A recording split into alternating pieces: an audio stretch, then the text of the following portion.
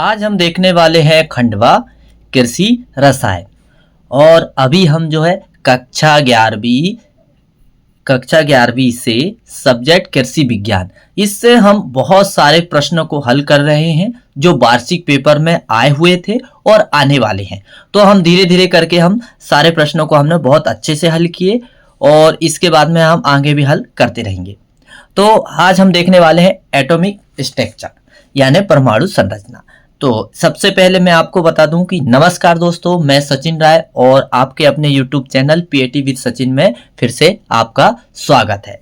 तो अभी हमने इसके पिछले जो वीडियो है हमने 5 अध्याय तक कंप्लीट कर लिए हैं और अभी हम ऑब्जेक्टिव पढ़ रहे हैं और इसके बाद हम आज देखने वाले हैं 6वां अध्याय। तो चलिए देखते हैं। सबसे पहले हमारे सामने प्रश्न क्या है कि प्रश्न में सबसे पहले दिया हुआ है कि परमाणु के नाभिक में कण होते हैं। हमसे क्या पूछा गया है कि परमाणु के नाभिक में कण होते हैं। कौन कौन से कण होते हैं? तो परमाणु के नाभिक के अंदर जो है केंद्र में प्रोटॉन और न्यूट्रॉन होते हैं और यहाँ पर जो है इलेक्ट्रॉन जो है नाभिक के चारों ओर चक्र लगाता है। इसके बाद में क्या दिया है? रासायनिक क्रिया में भाग लेने वाला कण है। रासायनिक क्रिया में भाग लेने वाला कण इलेक्ट्रॉन है। फिर इसके बाद में तीसरा क्या दिया है? डाल्टन के अनुसार परमाणु क्या है? डाल्टन ने अपना परमाणु सिद्धांत दिया था तो उसमें क्या बताया? डाल्टन के अनुसार परमाणु कैसा है? परमाणु जो है अविभाज्य है।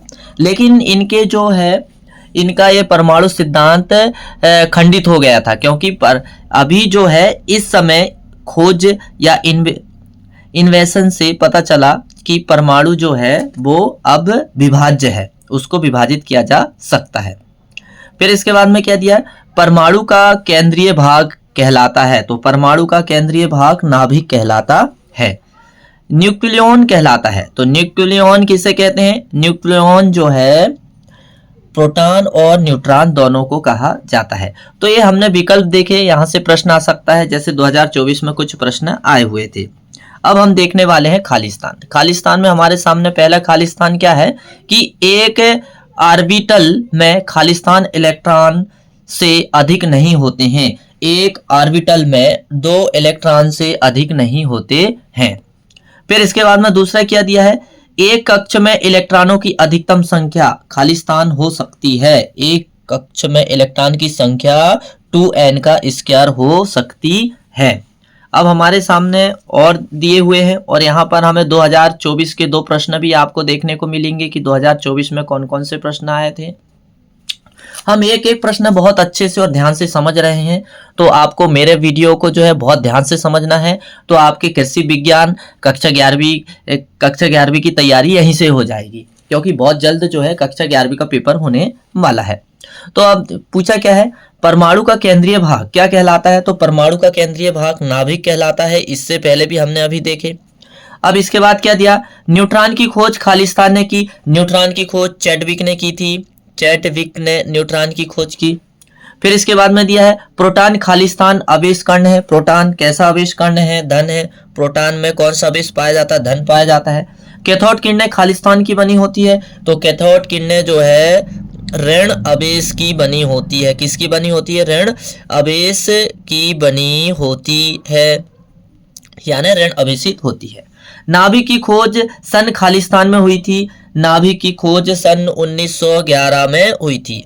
तो ये हमने रिक्त स्थान देखे और इस रिक्त स्थान में हमने 2 कॉमन रिक्त स्थान देखे, जो 6वां और 7वां, जो 2024 में आए हुए थे।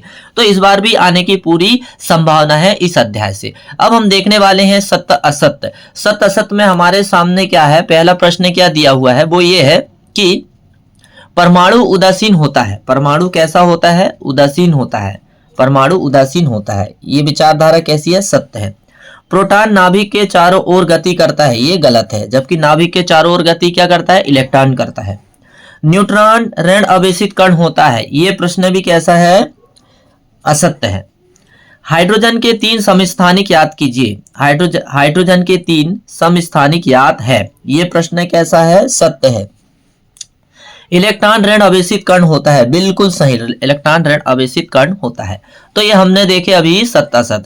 अब हम देखने वाले हैं सही जोड़ी। तो सही जोड़ी आपको बहुत ध्यान से समझना है, यहाँ से प्रश्न आ सकता है। और एक बात मैं आपको और बता दूं कि यदि आपको मेरा वीडियो या मेरा समझाने का तरीका आपको अच्छा लगता है तो मेरे वीडियो को लाइक्स, कमेंट्स और साथ में शेयर जरूर करना है, ताकि जो है मुझे एक एनर्जी मिलेगी और आपके लिए मैं नए नए वीडियो लाते रहूंगा। तो चलिए हम देखते हैं क्या दिया है। अल्फा कण, अल्फा कण जो है अल्फा कण का संबंध किससे? हीलियम नाभिक से। किससे है? हीलियम नाभिक से है। फिर क्या दिया है? H आयन का संबंध किससे है? इलेक्ट्रॉन से, वो सॉरी प्रोटॉन से। H+ आयन का संबंध किससे है? प्रोटॉन से है। फिर क्या दिया है? पाई प्लस का संबंध किससे है? मेसोन से है। किससे है? मेसोन से। फिर इसके बाद में क्या दिया? डाल्टन ने जो है किसके बारे में बताया था? परमाणु के बारे में बताया। और थॉमसन ने क्या किए? इलेक्ट्रॉन की खोज की थॉमसन ने। अब हम देखने वाले हैं एक शब्द या एक वाक्य में उत्तर। तो सबसे पहले प्रश्न क्या दिया है? इलेक्ट्रॉन पर कितना आवेश होता है? तो इलेक्ट्रॉन पर यदि हम देखें तो आवेश क्या होता है? 1.602 गुणित 10⁻19 कूलाम होता है। एक इसमें होता है आवेश, इलेक्ट्रॉन में होता है ऋण आवेश होता है। इलेक्ट्रॉन में क्या होता है? ऋण आवेश होता है। प्रोटॉन का द्रव्यमान लिखिए। तो प्रोटॉन का द्रव्यमान कितना होता है? 1.673 गुणित 10⁻24 ग्राम होता है। कितना होता है? 24 ग्राम होता है। हालांकि ये प्रश्न बहुत डिफिकल्ट है, ये पूछ सकते हैं, आपको थोड़ा सा ध्यान रखना पड़ेगा। फिर क्या दिया है? तीसरा, यदि दो भिन्न परमाणुओं की द्रव्यमान संख्या समान हो तो वो क्या कहलाते हैं? वो कहलाते हैं समभारिक कहलाते हैं। क्या कहलाते हैं? समभारिक कहलाते हैं। क्या कहलाते हैं? समभारिक। फिर इसके बाद में क्या दिया है? परमाणु के नाभिक में उपस्थित प्रोटॉनों की संख्या क्या कहलाती है? परमाणु के अंदर परमाणु के अंदर जो नाभिक होता है उसमें इलेक्ट्रॉन की उपस्थिति क्या कहलाती है?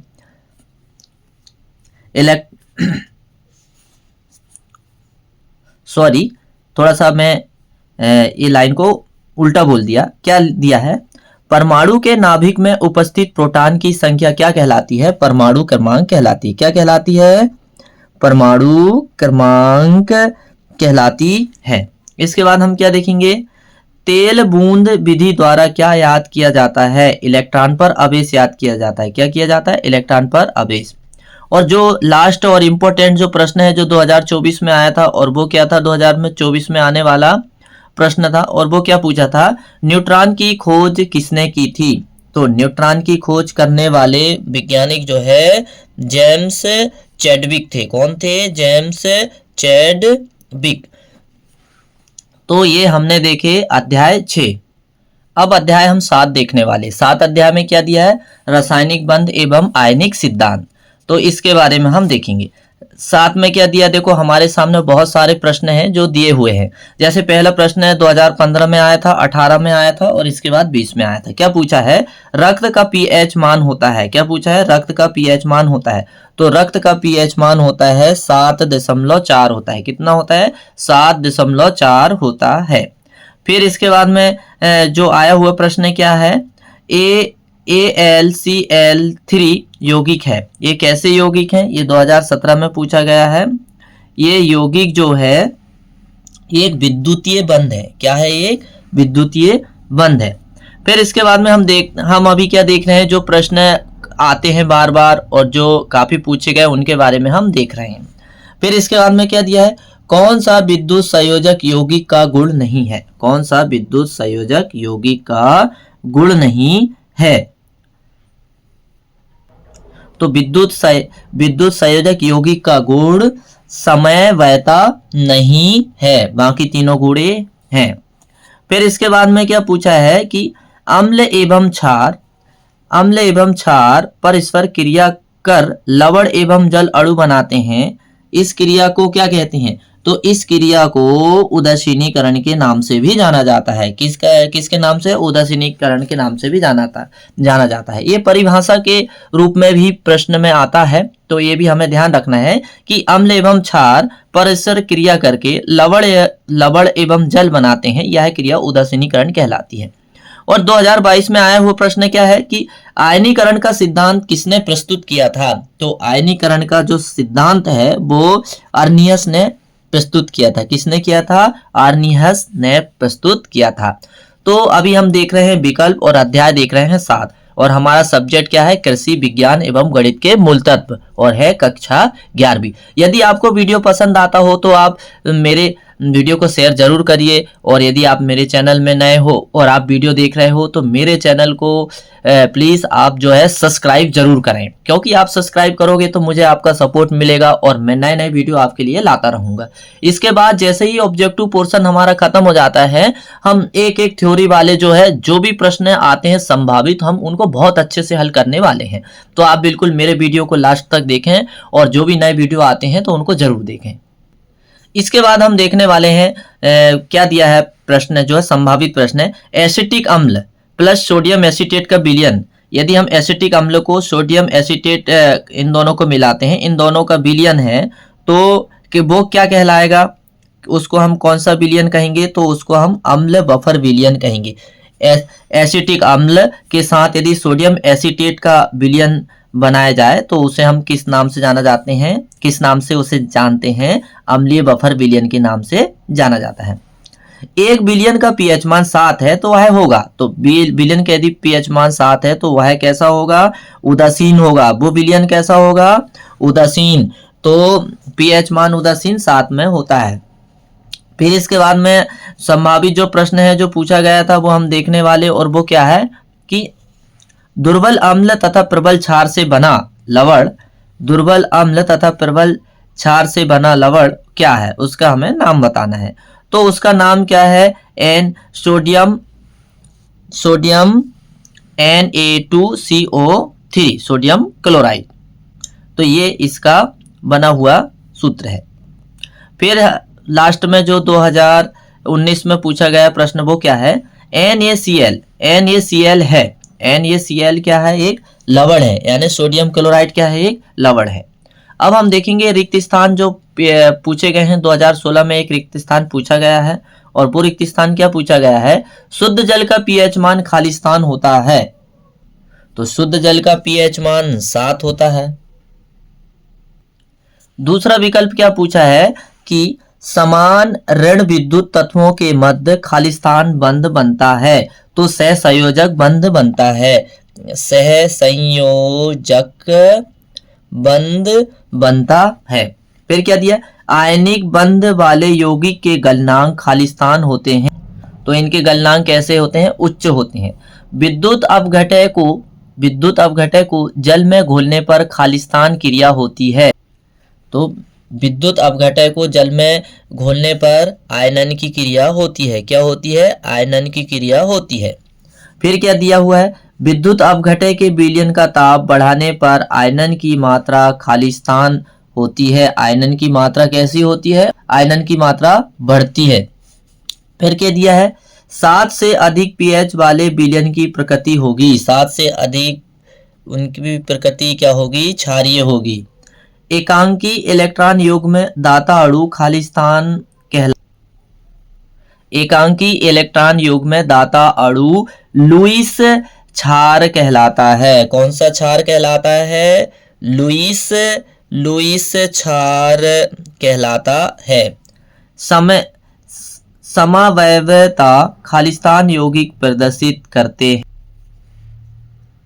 सहसंयोजक यौगिक प्रदर्शित करते हैं। NaCl खालिस्तान यौगिक है। NaCl एक आयनिक यौगिक है। कैसा यौगिक है? आयनिक यौगिक है। तो हमने ये जो भी प्रश्न आने वाले थे हमने लगभग देख ही लिए हैं संभावित प्रश्न, और हम देख लेते हैं क्या दिया है कि CH4 एक खालिस्तान यौगिक है। CH4 मीथेन को कहा जाता है, तो ये कैसा यौगिक है? आयनिक CH4 एक सहसंयोजक यौगिक है। कैसा है? सहसंयोजक यौगिक है, सहसंयोजक यौगिक है। फिर क्या दिया है? बफर विलयन का पीएच मान खालिस्तान होता है। बफर विलयन का मान निश्चित होता है। कैसा होता है? बफर विलयन का मान निश्चित होता है। वह विलयन जिसका पीएच मान 0 होता है उसकी प्रकृति खालिस्तान होती। वह विलयन जिसका पीएच मान 0 होता है उसकी प्रकृति अम्लीय होती है। तो अभी हमने बहुत सारे प्रश्न देखे और ये 7 अध्याय से ऑब्जेक्टिव ही आते हैं, तो आपको बहुत ठीक से समझना है और इसे मिस नहीं करना है। अब हम देखने वाले हैं एक शब्द या एक वाक्य में उत्तर। तो एक शब्द या एक वाक्य में उत्तर हम देखने वाले हैं। तो क्या होता है कि उदासीनीकरण की विपरीत अभिक्रिया क्या कहलाती है? जल अपघटन कहलाती है। क्या कहलाती है? जल अपघटन कहलाती है। उपसहसंयोजक यौगिक का एक उदाहरण दीजिए। उपसहसंयोजी यौगिक का एक उदाहरण है O3।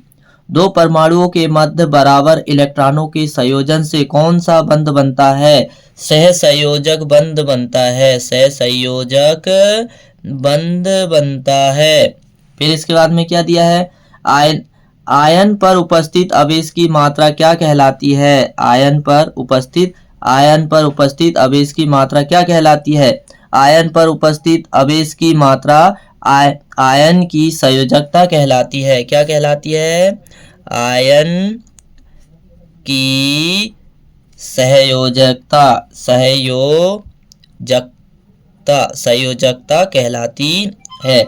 इसके बाद में क्या दिया? आवेशित कणों को क्या कहते हैं? आवेशित जिनमें आवेश पाया जाता है उन कणों को क्या कहते हैं? उन्हें आयनन कहते हैं। ये 2024 में पूछा गया प्रश्न। अब क्या दिया है? आयनन सिद्धांत का प्रतिपादित किसने किया था? आयनन सिद्धांत का प्रतिपादित किया था अर्नियस ने किया था। किसने किया था? अर्नियस ने किया था। फिर क्या पूछा है? आयनन सिद्धांत किसने प्रस्तुत किया था? यही प्रश्न दो बार पूछा है घुमा फिरा के कि पहला क्या पूछा है? आयनन सिद्धांत का प्रतिपादन किसने किया था? आर्नियस ने किया था। दूसरी बार क्या पूछा है? आयनन सिद्धांत किसने प्रस्तुत किया था? तो आर्नियस ने किया था। फिर इसके बाद में फिर अगला प्रश्न क्या दिया हमारे सामने कि इलेक्ट्रॉन युग्म ग्राही परमाणु या अणु क्या कहलाते हैं? इलेक्ट्रॉन युग्म ग्राही परमाणु या अणु क्या कहलाते हैं? तो लुईस अम्ल कहलाते। क्या कहलाते हैं? लुईस अम्ल कहलाते हैं। अब हम देखने वाले हैं जो प्रश्न आने की संभावना है। जैसे देखिए कि जो 11वां प्रश्न है ये प्रश्न आ सकता है। अब इसमें क्या पूछा है? आयनन किससे क्रिया करता है? आयनन किससे क्रिया करता है? आयनन विपरीत आवेश वाले आयन से। आयनन किससे क्रिया करता है?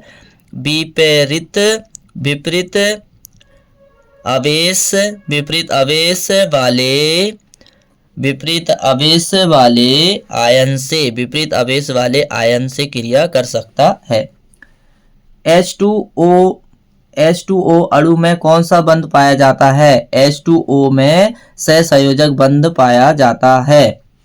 कौन से यौगिक समवर्तता प्रदर्शित करते हैं? कौन से यौगिक समवर्तता प्रदर्शित करते हैं? सहसंयोजक